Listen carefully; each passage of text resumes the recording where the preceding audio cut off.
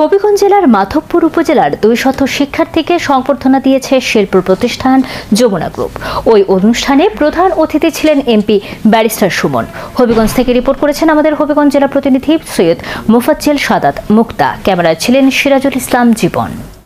রক্তের উত্তরাধিকার নয়, সক্ষমতার উত্তরাধিকারী হতে কেউ যদি এমপি পদ নেন তবেই খুশি হবেন চুনারুঘাট মাধবপুর আসনের এমপি সৈয়দ সায়েদুল হক সুমন। জিপিএ 5 প্রাপ্ত শিক্ষার্থীদের শিল্প প্রতিষ্ঠান যমুনা গ্রুপের দেয়া এক সংবর্ধনা অনুষ্ঠানে প্রধান অতিথির বক্তব্য রাখতে গিয়ে তিনি এসব কথা বলেন।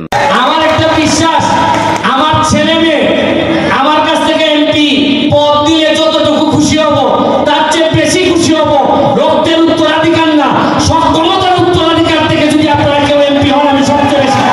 তিনি বলেন, যদি প্রলয়ঙ্করী বন্যা হয়, ঝড় হয়, তবে যমুনাই সহযোগিতায় এগিয়ে আসবে। প্রলয়ঙ্করী বন্যা হয়, ঝড় হয়, তুফান হয়, এর মধ্যে যমুনা একটাই আমাকে আবার পারছে কারা আমাকে কভার করবে।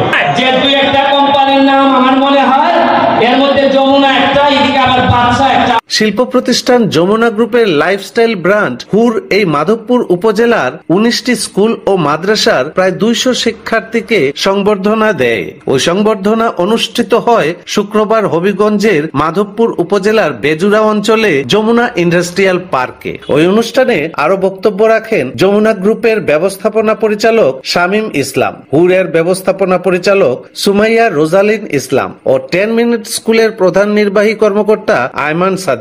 শামীম ইসলাম জানান, যমুনা গ্রুপ শিক্ষার উন্নয়নে হবিগঞ্জ জেলায় একটি টেক্সটাইল বিশ্ববিদ্যালয় প্রতিষ্ঠা করবে। অনুষ্ঠানে ঢাকা ও হবিগঞ্জ জেলা শহর হতে আগত অতিথিবৃন্দ উপস্থিত ছিলেন। সাদাত মুক্তা, চ্যানেল এস নিউজ, হবিগঞ্জ।